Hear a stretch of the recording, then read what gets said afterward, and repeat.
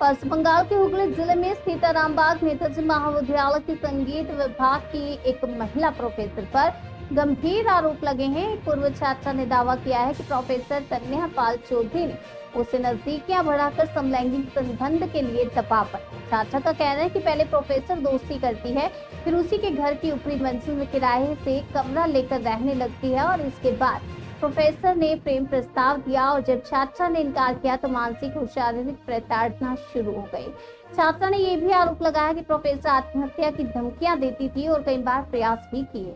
इस वजह से छात्रा को भारी मानसिक तनाव झेलना पड़ा और उसका पढ़ाई पर असर पड़ा है और परिवार ने भी इन बातों की पुष्टि की है। पिछले जून में छात्रा ने पुलिस में शिकायत की थी लेकिन कोई कार्रवाई नहीं हुई। हाल ही में एक और छात्रा ने इसी प्रोफेसर पर उत्पीड़न का आरोप लगाया जिसमें उसे 1 घंटे तक अंधेरे कमरे में बंद रखा गया। मामले के सामने आती प्रशासन हरकत में आ गया है। आरोपी प्रोफेसर की ओर से अब तक कोई प्रतिक्रिया नहीं आई है लेकिन पुलिस ने जांच शुरू कर दी है।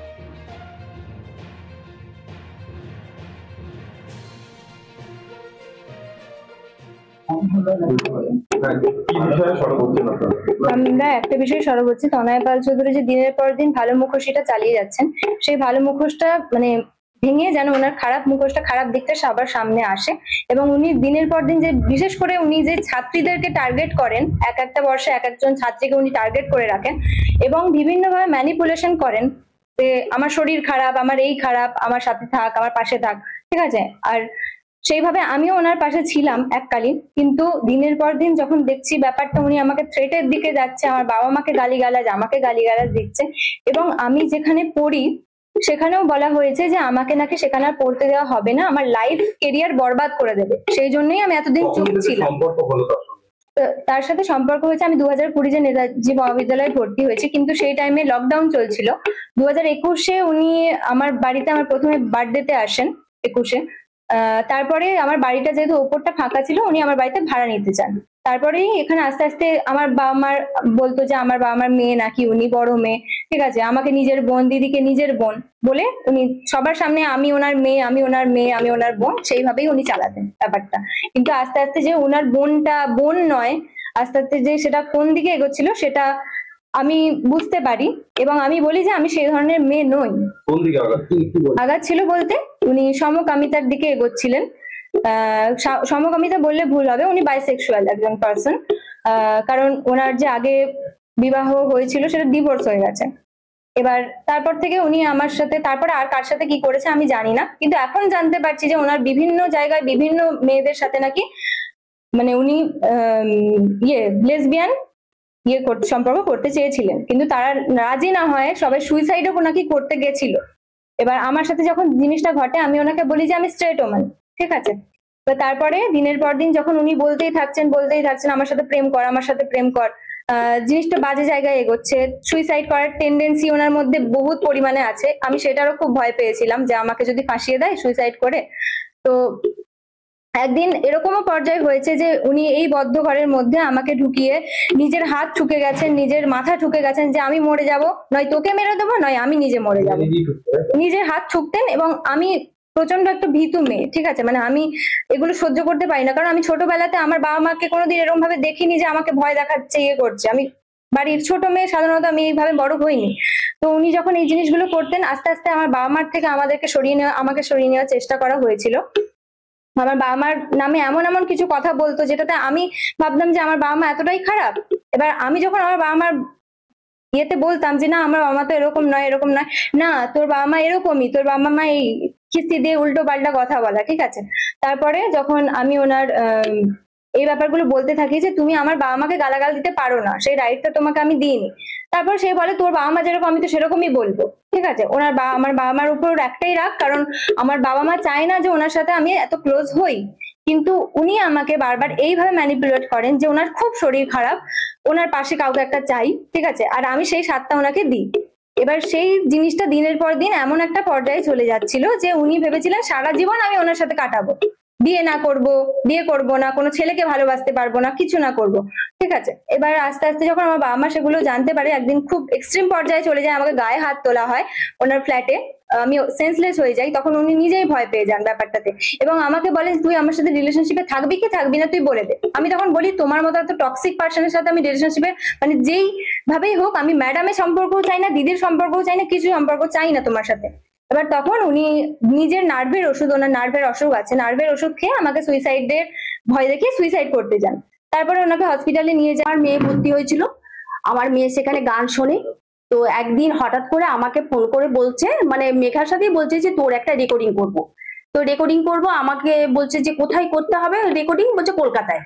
দিয়া বলছে তোর মাকে দি না, দিয়ে আমাকে দিয়েছে। আমাকে বলছে যে হ্যাঁ কাকিমা, আমি এরকম তনয়া পাল চৌধুরী বলছি, আমাকে তুমি করেই বলতে পারো, কোনো অসুবিধা নেই। তো আমি মেঘার এরকম একটা রেকর্ড করব। আমি বলছি রেকর্ড সেটা ভালো জিনিস, কিন্তু কত কি খরচ পড়বে? তখন আমার অবস্থা খুবই খারাপ। বলছে যে 2000 টাকার মতো পড়বে। আমি বলছি দেখো, একে লকডাউনের ব্যাপার, ওর বাবা যেতে দেবে না, হ্যাঁ, আর আমার এখন নিয়ে যাওয়ার মতো সামর্থ্য নেই। তাছাড়া আমি এখন 2000 টাকা জোগাড় দিতে পারবো না। আমি এখন রেকর্ডিং করবো না, আস্তে আস্তে করুক। ও গানেতে ভর্তি হয়েছে, আস্তে আস্তে গানের সব কিছুতে ভালো হোক, আস্তে আস্তে পরে রেকর্ডিং এর ব্যাপারটা ভাবো। এই করতে করতে ও একদিন আমাদের বাড়িতে এলো। হ্যাঁ, মেঘার এমনি ওর বার্থডেতে বোধহয় বলেছিল, বলছে তোদের বাড়িতে যাবো, বাড়িতে আসো, ম্যাডাম আসবে। হ্যাঁ ঠিক আছে, এসছে। আবার দু একদিন পরে পরে আবার দুপুর বেলায় মানে চলে এলো, বলছে যে কাকিমা আজকে আমি যেতে পারবো না, আমার শরীরটা কি ভালো নেই, আমি এখানে। তখন আমার ওপরে ভাড়া ছিল, বলছে আমি এখানেই শুয়ে পড়বো। 2 মেয়ে শুতো, তার মধ্যেখানে শুয়ে পড়লো। এরকম করে রাত্রিবেলা, রাত্রিবেলা এরকম যেতে পারবো না, আমি কলেজ থেকে সোজা এখানে চলে গেল। এখন স্কুলের ম্যাডাম, কলেজের ম্যাডাম, সেখানে আমি কি করে না করবো? আমি দেখো মা, এই দুটোই খাট, আমার নিচের ঘরে বেশ খুবই কম, তো আমার তো ওপরে ভাড়া আছে। আমি বলছি না, আমি বোনদের কাছেই শুবো। রাত্রেবেলায় এরকম অনেকবার হয়েছে। হঠাৎ করে একদিন বলছে যে 1-2 মাস 3 মাস পরে বলছে যে কাকিমা, আমি কাকুকে বলো আমি যদি ওপরটা ভাড়া নিই তাহলে ভালো হয় আর কি। তখন আমার উপর একজন ভাড়া ছিল, তো সে একটু ইয়ে করছিল, ঠিক মতো মধ্যে নামানামি যখন তখন নাম ছিল। কাকু বলছে যে ঠিক আছে, তাহলে দেখি। দিয়ে ওনাকে বলা হলো যে, বলছে ঠিক আছে আমি ছেড়ে দেবো। ছেড়ে দিলে পরে এলো। আসার পরে মেয়ের সাথে যে এরকম ঘটনা ঘটলো, তোর জামাটা, গায়ের জামাটা খুলে নিনি, তোর ভাগ্য ভালো, এরকম হুমকিও দিয়েছে। কলেজের ভিতরে ক্লাসে থাকাকালীন আমাকে বলেছে যে তোকে কলেজে আমি কিছু করব না। কলেজের ক্লাসের মধ্যে অনেক স্টুডেন্টই ছিল, তাদের সামনে আমাকে গায়ে হাত দেননি, তবে একবারে সামনে এসে গলায় কাছে হাত দিয়ে এরকম হুমকি দিয়েছেন, তোকে কলেজে কিছু করবো না, চল কলেজের বাইরে চল, তোকে তখন যখন হোক তো বেরোতে হবে, কলেজের বাইরে একবার, আমি তখন তারপর তোকে দেখে নেবো। ঠিক কলেজের বাইরে যখন বেরিয়েছি, তারপর আরো ঘটনা হয়েছে। কতক্ষণ অন্ধকার রুমের মধ্যে আটকে? 8 ঘন্টা। কেন করছে বলে মনে করছে? ওনার কাছে টিউশন পড়িনি, তারপর ম্যামের বক্তব্য নাকি আমি ওনার পার্সোনাল ব্যাপারে, পার্সোনাল লাইফে ইন্টারফেয়ার করেছি। এই অভিযোগে আপনাকে এরকম করে? হ্যাঁ, বারবার কি?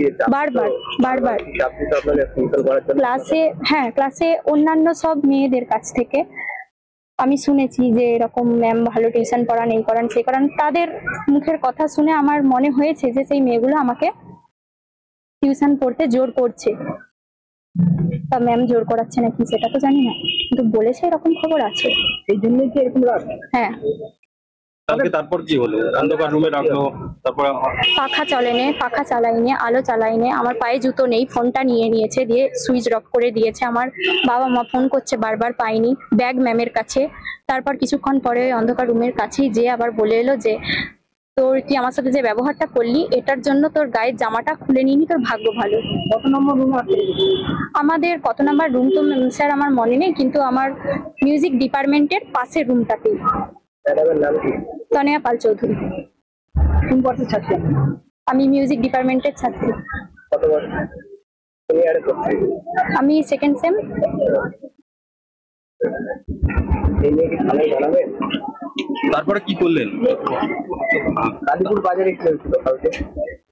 পাবলিক দিয়ে মারতে ম্যাম যে টোটোই করে আসেন, সেই টোটোওয়ালাকেও তিনি বললেন যে আমার মামা আর কি আনতে এসেছিল। আমি ভয় পাচ্ছিলাম ওই যে হুমকিটা দেওয়ার পর যে ম্যাম আমাকে কলেজের বাইরে যে মারবেন। আমি আমার বাবাকে জানাই ফোন করে, কলেজের ভিতরে থেকেই জানাই, যে বাবা আমার ফোন করে মামাকে ফোন করে, মামা আরামবাগেই থাকে।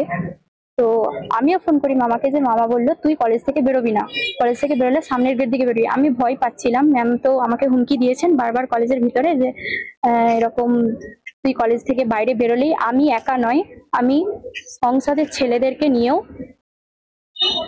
তোর উপর অ্যাটাক করব।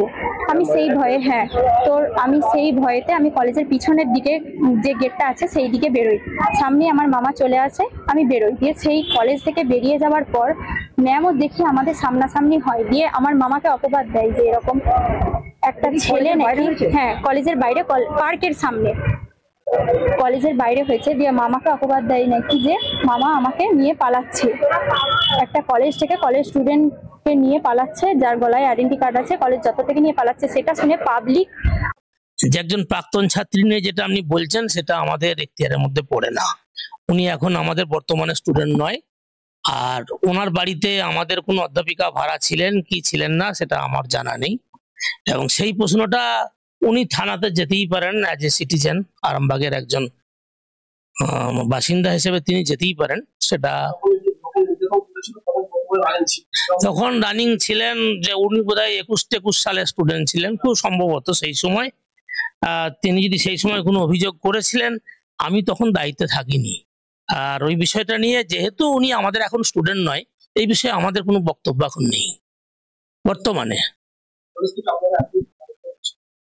কোন বিষয়টা? যেটা ওই কলেজের যে বিষয়টা যেটা বলি, আপনি যেটা বললেন প্রথমে শুরুতে যে কলেজের গেটের বাইরে, প্রথম কথা কলেজের গেটের বাইরে কিছু যদি ঘটে, আমরা গেট পর্যন্ত আমাদের গার্ডরা আছে, লক্ষ্য রাখে ছেলেমেয়েরা যাতে ভালোভাবে যেতে পারে, এবং সেটা তারা লক্ষ্য রাখে। কিন্তু আমাদের কলেজের গেটের সামনে কিছু হয়নি।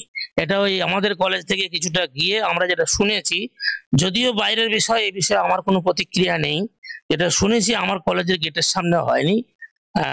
আর কালীপুর স্বামীজি স্কুলের গেটের সামনে কোনো ঘটনা হয়তো ঘটেছেন। তিনি যদি সেটা বলে থাকেন, সেটা কলেজের অভ্যন্তরীণ বিষয় নয়। আর কলেজের অভ্যন্তরীণ বিষয় নিয়ে যেটা বলছেন, সেই বিষয়টা আমাদের কাছে ওনারা অভিযোগ দিয়েছেন। কলেজের বাইরের বিষয় নিয়ে কোনো অভিযোগ ওনারা করেননি।